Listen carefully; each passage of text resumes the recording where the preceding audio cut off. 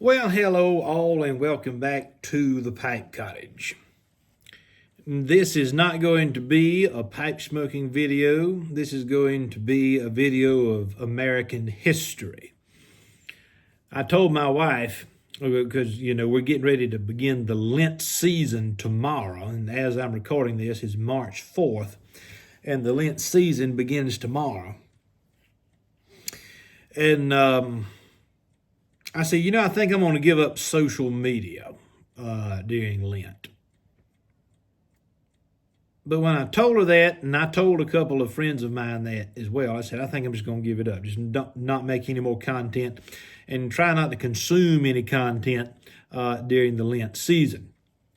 But then earlier today, the thought occurred to me that is not what I believe God is asking me to do during this Lent season. Because that would be like saying that I'm not going to get up and go to work for the next 40 days. This is my job. This is what I do. My vocation involves social media. It involves content creation. And so I've got a lot that I want to say, and I am trying to figure out how best to say it. And I think that remaining quiet over the next 40 days is not what I feel the Holy Spirit of God is asking me to do. So we will be observing Lent in other ways. The past two videos that I put out, one a live stream and one a regular post, they have received a lot of criticism, and I expected that. And I thought that, well, maybe today we need to do something a little bit more light. But no, I want to press even harder.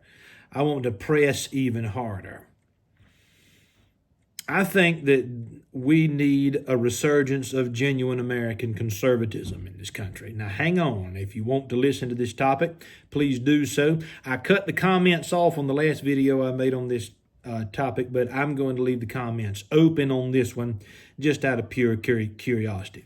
But I'll tell you what, if you're going to be ugly, if you're going to be rude, then you will be blocked. And that's something that I really, really enjoy doing when it comes to people who make stupid, nasty, and ugly comments. So I've been thinking a lot today about the status of the country, the status of the nation. And in this next part of this sort of video series, as it's now becoming, about American politics and American history, this next part needs to be focused on Jeffersonian conservatism. And I've got some material here that I'm going to use to help me explain that to you. We have probably long lost a sense of true American conservatism in the vein of Thomas Jefferson. We've probably lost it a long time ago, but I have faith that it can be restored. And what I had hoped would happen with the election of Donald Trump is that there would be a return back to the Constitution, that there would be a great revival, a renaissance of respect and learning and admiration of the founding generation, of the important historical documents that resulted from the American Revolution. And within the short time period since Trump's inauguration, it has become readily apparent to me that this is not happening. That the country is, even the people who voted for Donald Trump, for the most part, are not interested in the Constitution. They are not at all interested in American history. And it doesn't have as much to do with Trump as it does the overall decline of historical consciousness within American civilization. That is, to the extent that civilization continues to exist within our borders. And yes, I am enjoying, I poured me a glass of scotch. This is not Kentucky bourbon. And so if you're watching this video and you want to pour a little bit of a nudge for yourself, then go ahead. But had a I had scotch on my mind today, and so that's what I'll be enjoying during our conversation. No pipe, because I can't do that and talk to you at the same time, as I've said over and over again in previous videos. But I don't think a little nudge of scotch is going to hurt anything. Actually, it'll kind of lubricate our thought process and our time together in an appropriate manner. I remember when Trump was running for the presidency this last time, I watched several of his rallies, and please, I know that there's a large degree of MAGA folks and Trump supporters in the small audience that we have here through this channel. I am not opposed to many of the policies that Trump is initiating. What I am opposed to is the attitude that he is bringing to the presidency and the confirmation of that attitude on behalf of the majority of the people who voted for him. And that attitude is not one of respect to the Constitution. There's very little talk of the Constitution. When I hear Trump speak, when I hear J.D. Vance speak, there's very, very little talk of what's best based upon the Constitution. There is talk of what Trump wants to do. It is, and quite frankly, to be very, very bold and honest with you, I am tired of people talking about American history and American politics from the conservative side, conservative, I use that point loosely, who are doing nothing more than brown-nosing Donald Trump. They are Trump ass kickers, or Trump, well, I wish they were ass kickers.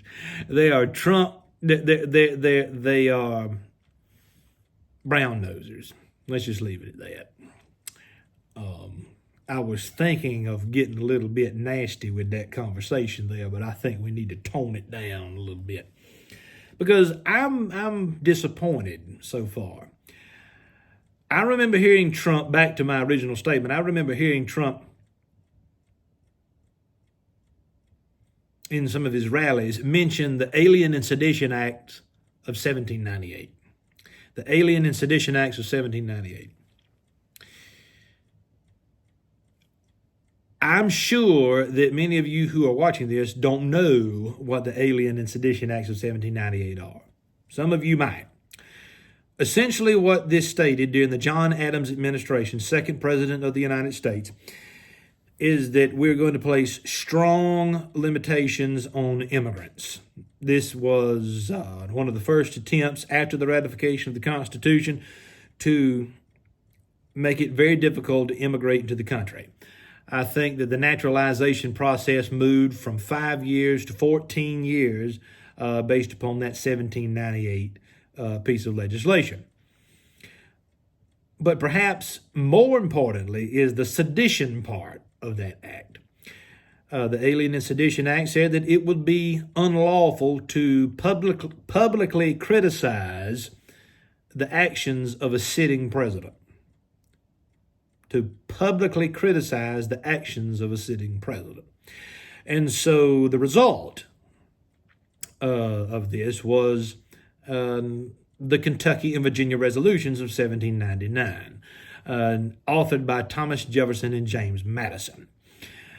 And the whole point of the Kentucky and Virginia resolutions of 1799 was, first of all, to say that the Alien and Sedition Acts are unconstitutional. Secondly, they were trying to argue, rightly so, that the federal government cannot be the judge of the extent of its own powers. The federal government does not have any authority, any power at all that's not previously delegated to it by the several states. And I'm reminded immediately of John Randolph of Roanoke, Virginia. I read this in Russell Kirk's biography of John Randolph of Roanoke, Virginia. And John Randolph once said that the central government is merely the breath of the nostrils of the states. I think it's a serious wrong. It's a fallacious idea for anyone to think that a presidential election or the term or two terms of a single man in the executive branch is going to fundamentally alter the direction of American society. There is no new golden age of America that can be created by an executive branch.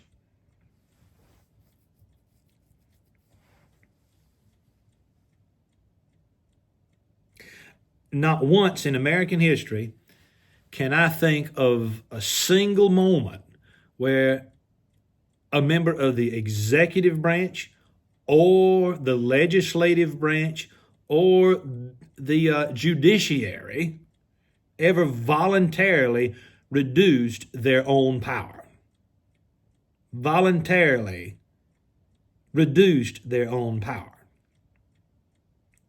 This is the wisdom of the United States Constitution. It is federalism. The founders understood that the states are the creators of the federal government. And once we create the federal government, we should never, ever leave it up to the federal government to solve its own problems or to decide what powers it possesses and what powers were retained by the states. The 10th Amendment to the Constitution is very clear about this. But there's one book that I want to share with you, and it's not really easy to find, but I've had this book on my shelf for close to 20 years now. And so I wanted to share it with you after I have another slurp.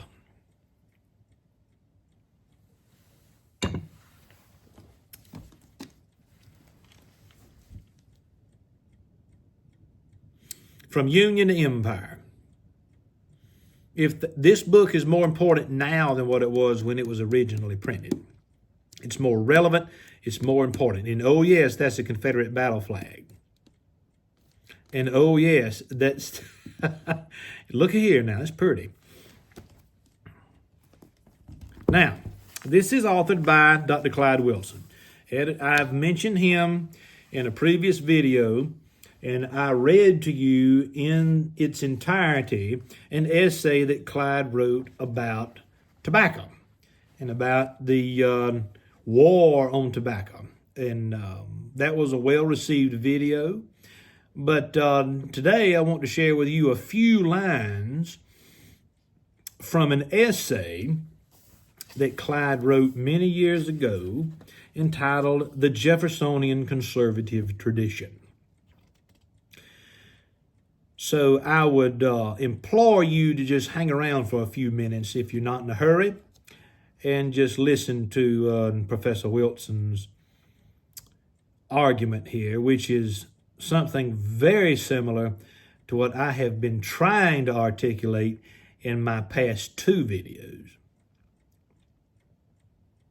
As a movement of thought, the resurgent conservatism of 20th century America cannot achieve maturity with a properly worked out historical self-image. A documented and convincing picture of what traditions, tendencies, and movements it is heir to. In its earliest stages, the conservative resurgence has conceived of itself largely as an extension of the European, Burkean, and Catholic traditions, because these were the traditions most familiar to the thinkers who first gave systematic expression to anti-liberalism in this century. Now, he's writing this, of course, well before the year 2000. He's writing this probably in the 1980s. I don't know the exact date that Clyde wrote this, but that's what my suspicion is. While this approach has provided a useful philosophical critique of liberalism, it has left the history of conservatism on this side of the Atlantic in great ambiguity. Various resolutions of the ambiguity have been essayed, none satisfactory. Some liberals have drawn the conclusion, not an entirely illogical reading of the ideas of some conservatives, that the American experience has been in toto anti-conservative. In other words, anti-legitimate and anti-traditional in the Burkean sense. And that, therefore, there is and can be no American conservative tradition. And he is quoting here Professor Lewis Hart's, his work, The Liberal Tradition in America, published 1955. And we were required to read that in graduate school, and I was at Mississippi State. But I was more interested in reading Jefferson and Burke and Russell Kirk. And I think there is a strong, very old, traditionalist, conservative idea of what America is. And I don't think we're seeing that in Donald Trump. And perhaps the most important point is I don't think most people who think about conservatism in this country are thinking about it correctly. Some conservatives have tacitly accepted this view by evading the question of the historical roots of American conservatism. Others have turned to the Catholic Church, linking together such diverse and inimical figures as John Adams and John Randolph, Abraham Lincoln, and John C. Calhoun into a rather eclectic chain of tradition. And I see the same thing happening now. Well, no, that the words tradition and conservatism are very loosely employed in the current day Republican Party.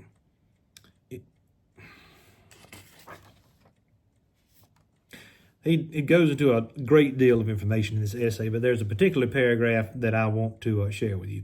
What should American conservatism seek to conserve? Dr. Wilson asks. What should American conservatism seek to conserve? Reducing analysis to the simplest possible terms. It should seek to conserve listen, this is extremely important. It should seek to conserve the structure of society and government that is the most organic, legitimate, and just for the American nation. In other words, the federal and constitutional republic bequeathed to us by that unique event, the American Revolution. A revolution which was prudential rather than revolutionary, preservative rather than innovating, legalistic rather than speculative, a revolution for life, liberty, and property, made by propertied, principled gentlemen expressing the best of their inherited political wisdom, a war of national independence, waged without mass romantic nationalism.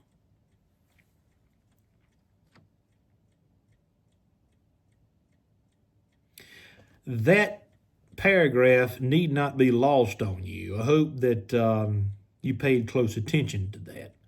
Where is their conversation about the American Revolution?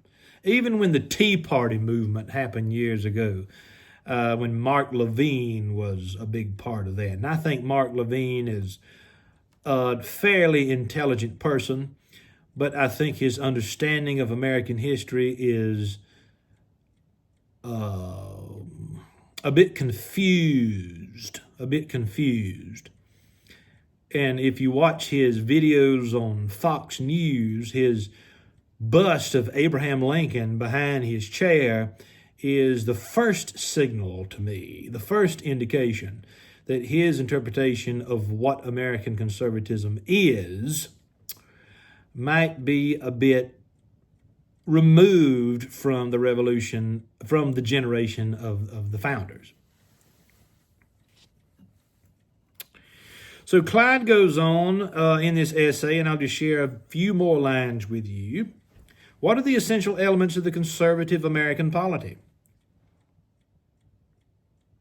And so he says, we're going to reduce this analysis to the simplest possible terms. There's three elements.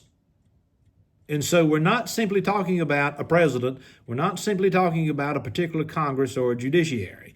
We're talking about what makes the Constitution the Constitution. What constitutes American politics? What constitutes the meaning of American law and American government? The first point he brings about is that of republicanism. The basic form of the government is one in which sovereignty rests in the people as a whole, but is expressed in the rule of a qualified majority under the restraint of law.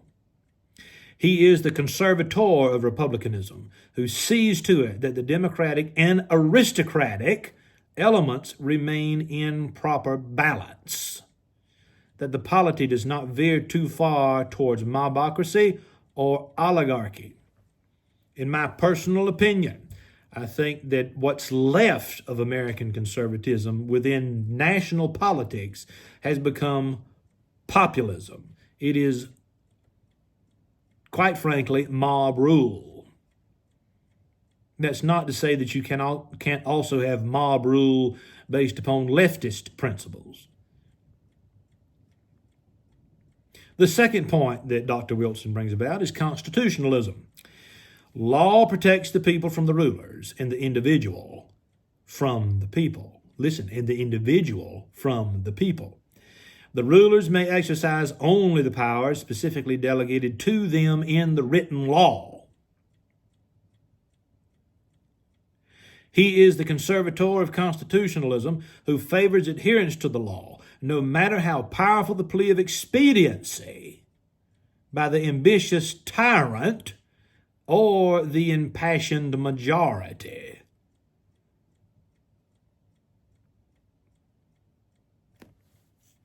How prescient Dr. Wilson was when he wrote this essay. The third point that Dr. Wilson mentions regarding the fundamental nature of American politics and American government is federalism. Organically, the American Republic is decentralized.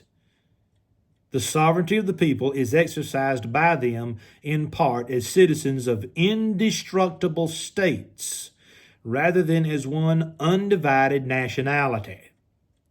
He is the conservator of federalism who sees that sovereignty remains so distributed.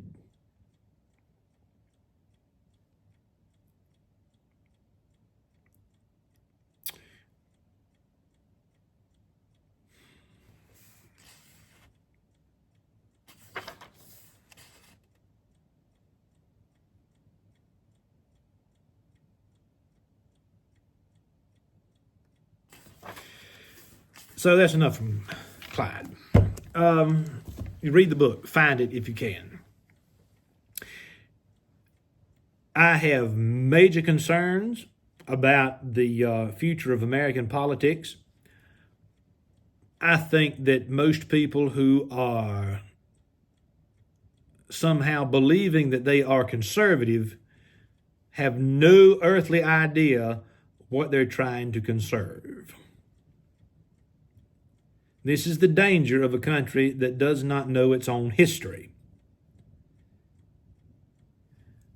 The humanities are some of the most unpopular disciplines of study and research within this nation. History degrees, literary degrees, philosophy degrees. The number of people interested in those pursuits are not nearly as high as those interested in science, technology, engineering, mathematics. There's nothing inherently wrong with that disparity. But I hope that we soon reach a point where some degree of an understanding of American history is restored. Until that happens, it doesn't matter who's running for president. Americans on both sides of the political aisle will be subject to demagoguery. You will be subject to demagoguery.